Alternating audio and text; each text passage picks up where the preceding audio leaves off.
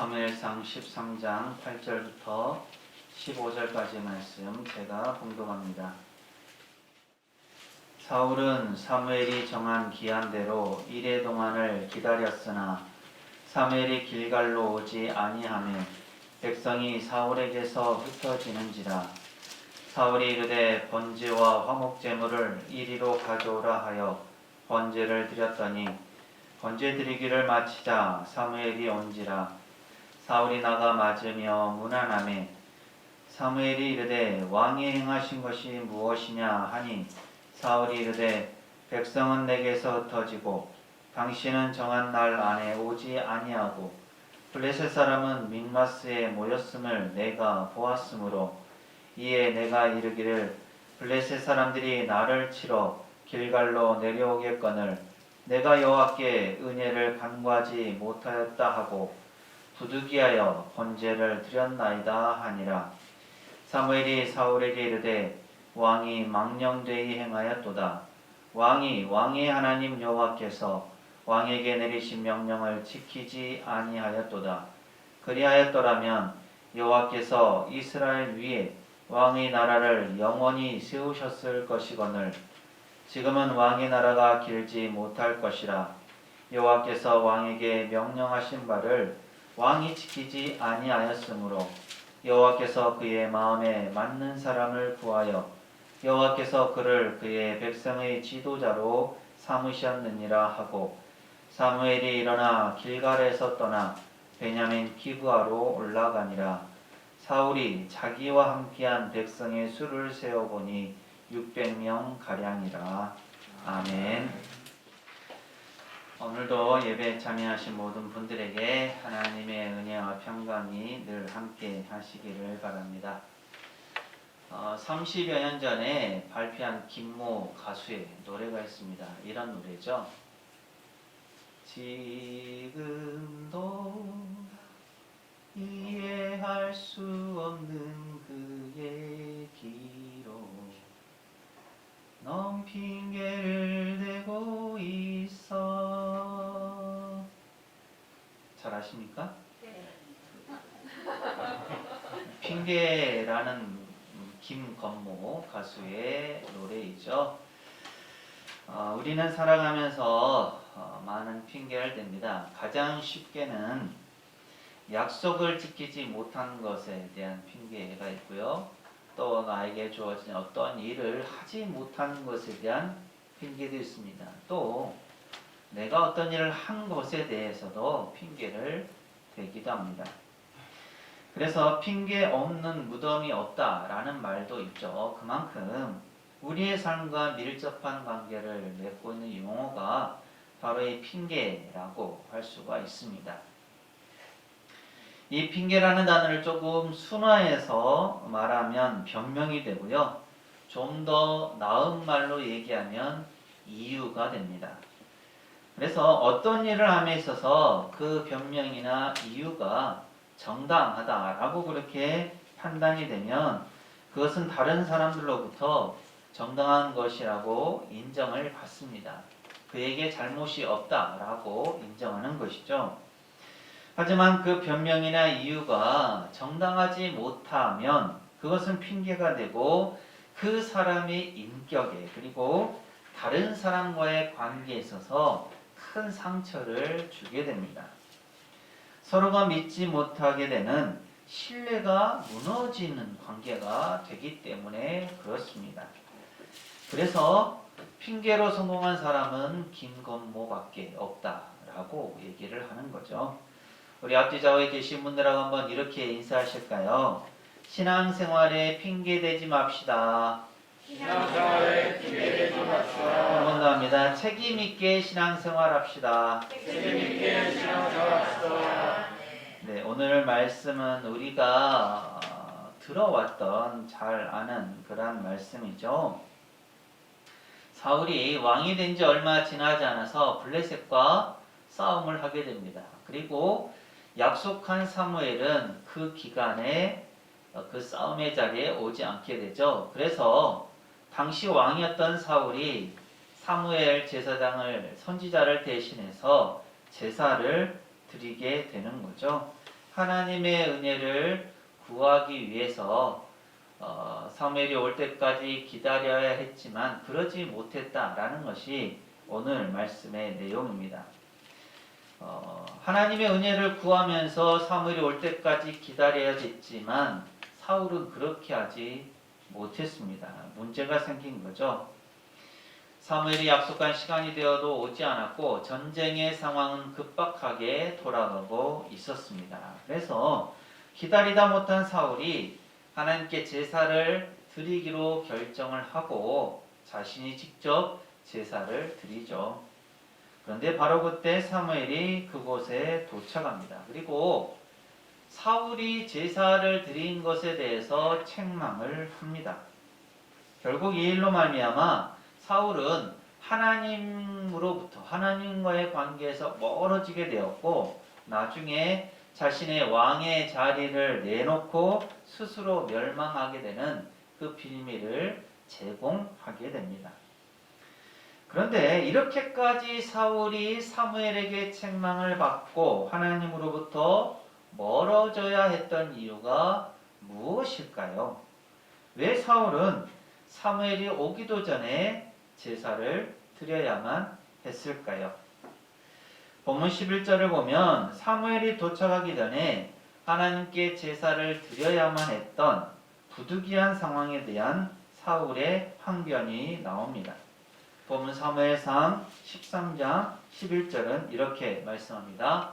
함께 읽습니다. 시작. 사무엘이 이르되 왕이 행하신 것이 무엇이냐 하니 사울이 이르되 백성은 내게서 흩어지고 당신은 정한 날 안에 오지 아니하고 블레셋 사람은 믹마스에 모였음을 내가 보았으므로 아멘. 이어지는 12절 하반절은 내가 여호와께 은혜를 간구하지 못하였다 하고 부득이하여 번제를 드렸나이다 하니라고 말씀합니다.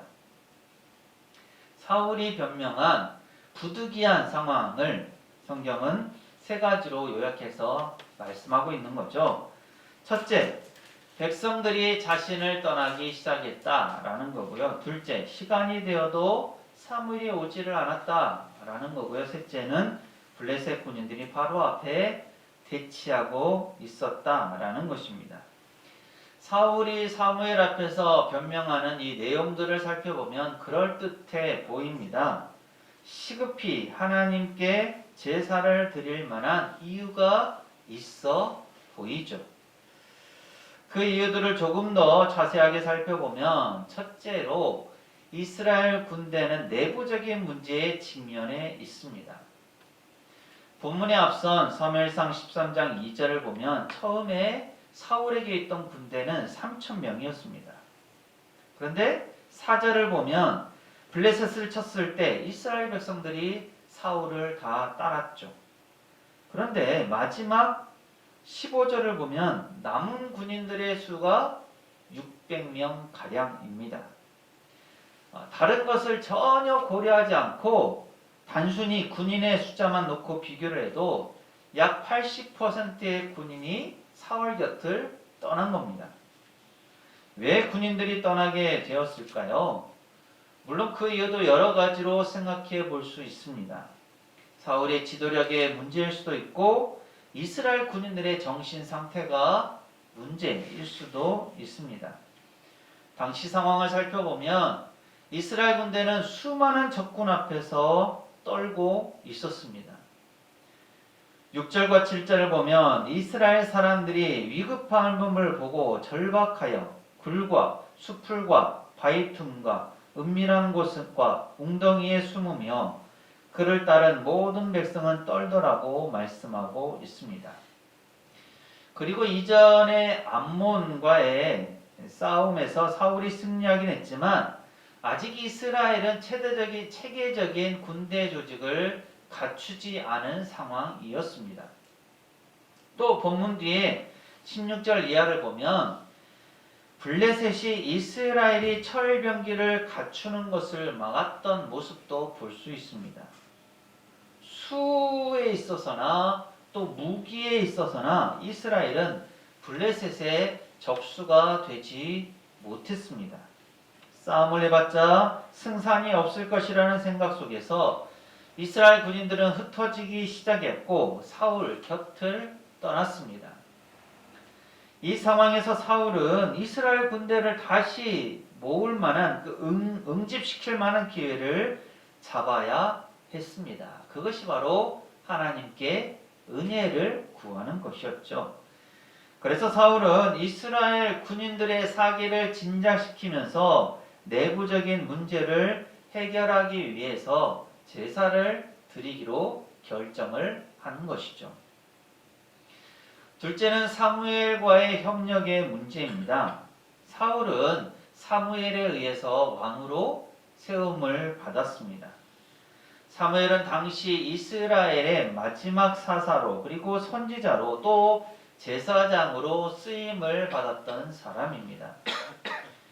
그러던 그가 이제 하나님의 말씀에 따라서 이스라엘의 왕정 제도를 수립하면서 사울 왕에게 이스라엘의 통치권을 넘겨주었습니다. 하지만 아직 선지자나 제사장의 직분은 사무엘이 가지고 있었습니다. 그래서 사무엘과 사울은 서로 협력하면서 사역을 해야만 했습니다. 그러면서도 하나님의 말씀을 선포하거나 백성들의 죄를 하나님 앞에 아뢰는 일은 사무엘만이 할 수 있는 일이었죠. 제사도 마찬가지였습니다. 그런데 지금까지는 아무런 문제가 없었던 이 일이 사울에게 큰 문제가 되는 것이죠. 약속한 시간은 다 되고 또 적은 바로 앞에 있는데 하나님의 도우심을, 하나님의 은혜를 구할 수 있는 방법이 없었던 것입니다. 사무엘이 와야만 하나님께 제사를 드릴 수 있었는데 그때까지 기다릴 여유가 없었습니다. 이미 기다릴 만큼 기다렸습니다. 약속한 기간은 다 되어갑니다. 그래서 이스라엘의 왕으로서 사울은 다른 방법을 찾아야만 했습니다. 그것이 바로 사무엘을 대신해서 제사를 자신이 드리는 것이었죠. 하지만 이것은 하나님께서 허락하지 않으신 월권 행위였습니다. 사울에게든 사무엘에게든 서로가 하는 일에 대해서는 조율과 협력이 필요했지만 사무엘이 오기까지 기다릴 수 없었던 사울은 사무엘이 없는 상황에서 제사를 통해서 하나님께 은혜를 구하고야 말았습니다. 셋째는 외부적인 문제죠. 요나단이 블레셋의 수비대를 쳐서 블레셋과의 싸움이 시작되기는 했지만 어쨌든 지금은 전쟁 중입니다. 싸움 중이죠. 언제 이 싸움이 다시 전개될지는 아무도 모르는 상황입니다. 수로도 무기로도 상대가 안 되는 이 블레셋이 바로 앞에 진을 치고 있고 언제 쳐들어올지 모르는 긴급한 상황입니다. 이스라엘의 지금의 형편으로는 백성들의 사기가 땅에 떨어져 있기 때문에 싸워봐야 질 게 뻔합니다. 이 상황에서 사울이 선택할 수 있는 방법은 그리 많지 않았습니다. 그래서 사울은 최후의 수단으로 하나님께 도움을 요청하는 길을 선택한 것이죠. 수많은 적군 앞에서 자신의 힘이나 이스라엘 군대의 힘으로는 결코 이 싸움에서 승리할 수 없다고 판단하여서 이 싸움에서 이길 수 있는 유일한 길이 바로 하나님께 제사 드리는 것이라고 사울은 생각했습니다. 그래서 사울은 하나님께 제사를 드리기로 결심하였고 하나님께 제사를 드렸습니다. 이런 것들은 과연 정당한 것인가요? 사울의 이 변명은 정당한 이유로 인정받을 만 합니까? 여러분 어떻게 생각하십니까? 이 이유들이 정당한 내용입니까? 아니면 핑계일까요? 사실 사울은 자신과 이스라엘의 상황을 잘 알고 있었습니다. 자신이 할 수 있는 일이 무엇인지도 잘 알고 있었죠. 무엇이 옳고 그른지도 알고 있었습니다. 하지만 사울은 자신이 제사를 드리는 것이 옳지 않음을 알면서도 이 일을 행했습니다. 그것이 문제였죠. 사울이 어떤 사람입니까? 우리는 사울이 왕이 되기까지의 과정을 알고 있습니다. 사울은 아버지의 말씀에 순종하는 아들이었고 또 선지자 사무엘의 말에 귀를 기울이는 사람이었습니다. 그리고 그에게 하나님의 영이 임했었습니다. 그리고 백성들 앞에서 이스라엘 왕으로 선포될 때까지 그는 조용히 자신의 일을 묵묵히 했던 사람입니다.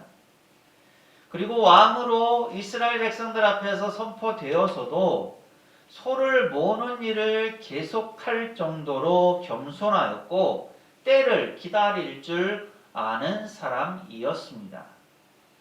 그런 그가 오늘 사건에서 보여주는 모습은 이전에 우리가 알던 사울과 전혀 다른 모습이죠.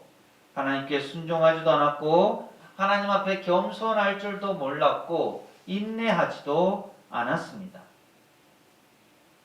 왕이 되기 전 그리고 왕으로 세움받은 후 그리고 왕이 된 직후의 모습과는 아주 대조적인 모습을 보여주고 있습니다.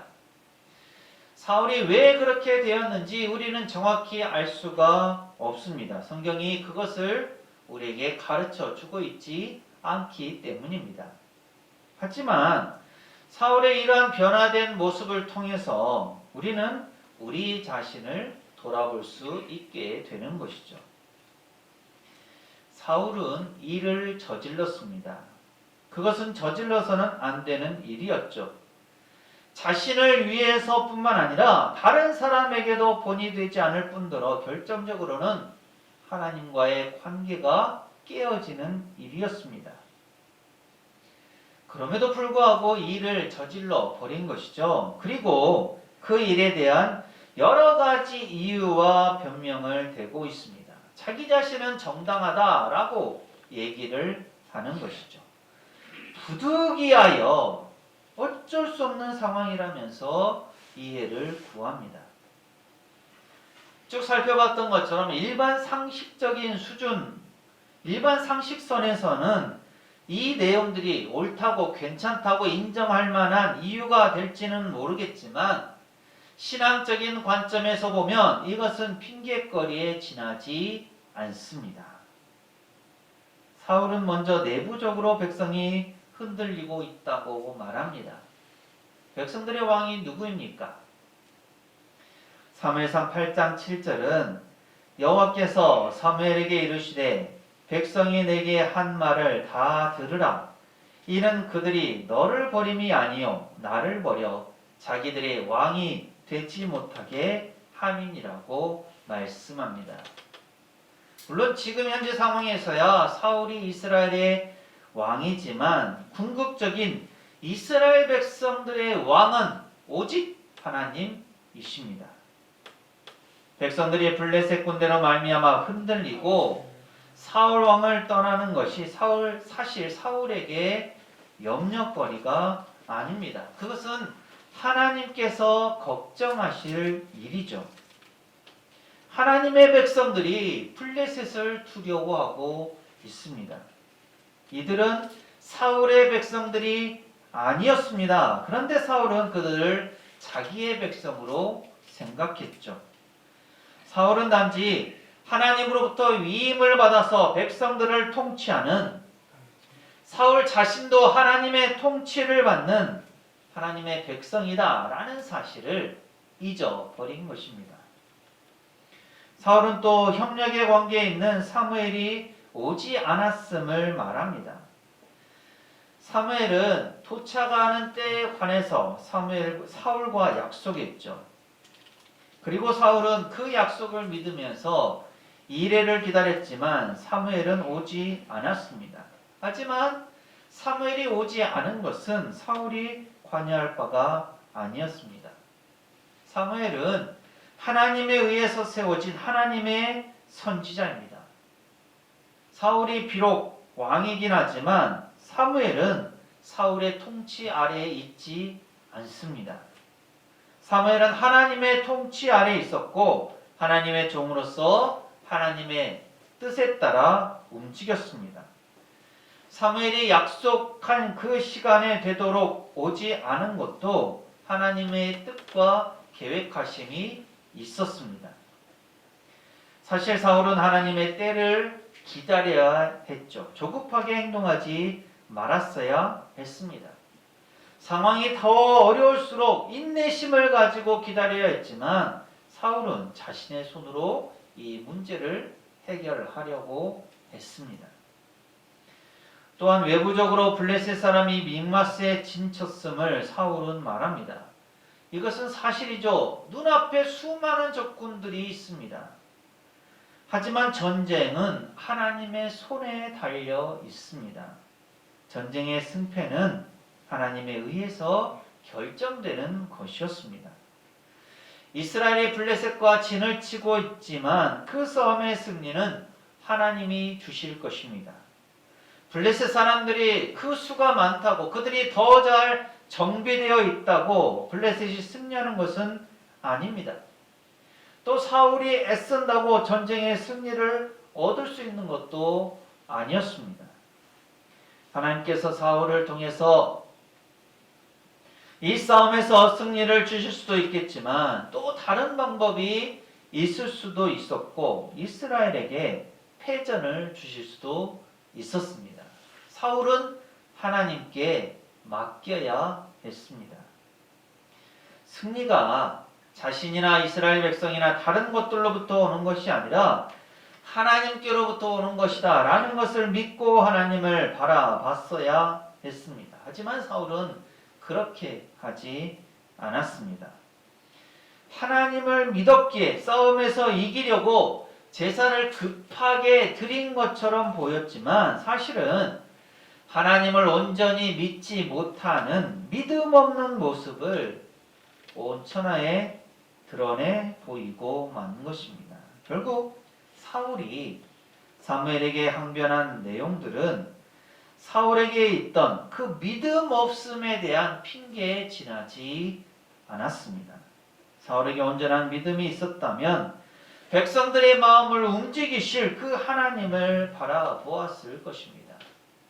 또한 약속한 시간에 자신을 도우러 올 사무엘을 인내하면서 기다리는 것이 당연했고 블레셋 군대를 바라보기 이전에 이스라엘에게 승리를 주실 그 하나님을 바라보아야 했습니다. 하지만 사울 자신의 믿음이 없었기에 조급한 마음을 가졌기에 하나님을 신뢰하지 못했기에 이런 실수 아닌 잘못을 사울은 저지르게 되었습니다. 그리고 이것은 단순한 책망에서 끝나지 않고 왕권까지도 무너지는 결과를 가져오게 됩니다. 사울의 이야기를 다 듣고 난 사무엘은 바로 이 부분을 책망하죠. 본문 사무엘상 13장 13절은 이렇게 말씀합니다. 함께 읽습니다. 시작. 사무엘이 사울에게 이르되 왕이 망령되이 행하였도다. 왕이 왕의 하나님 여호와께서 왕에게 주신 명령을 지키지 아니하였도다. 그리하였더라면 여호와께서 이스라엘 위에 왕의 나라를 영원히 세우셨을 것이거늘. 아멘. 오늘 우리는 어떻습니까? 혹시 핑계댈 만한 일들을 하지는 않습니까?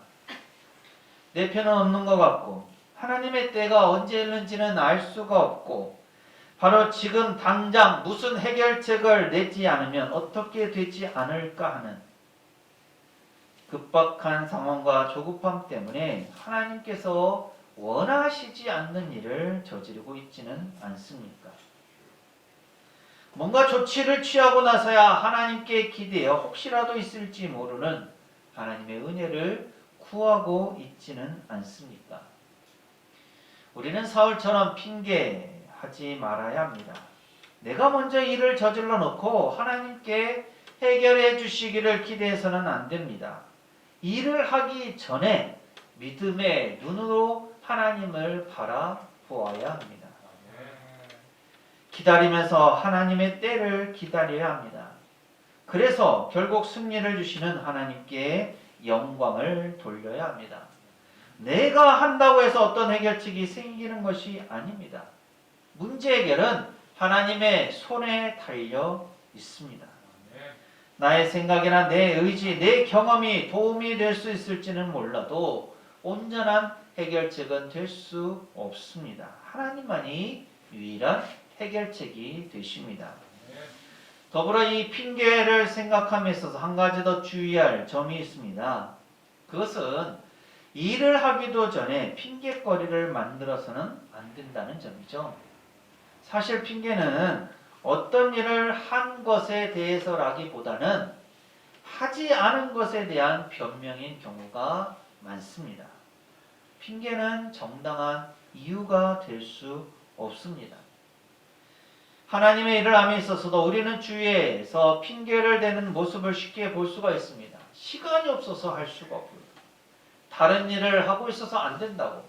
또 다른 사람이 있지 않느냐고. 내가 아니어도 되는데 하는 생각과 말들이 바로 그것이죠. 예수님께서 비유로 말씀하셨습니다. 어떤 사람이 큰 잔치를 베풀고 많은 사람을 청하였죠. 그런데 그때 그 사람들은, 청함을 받은 사람들은 이렇게 대답했습니다.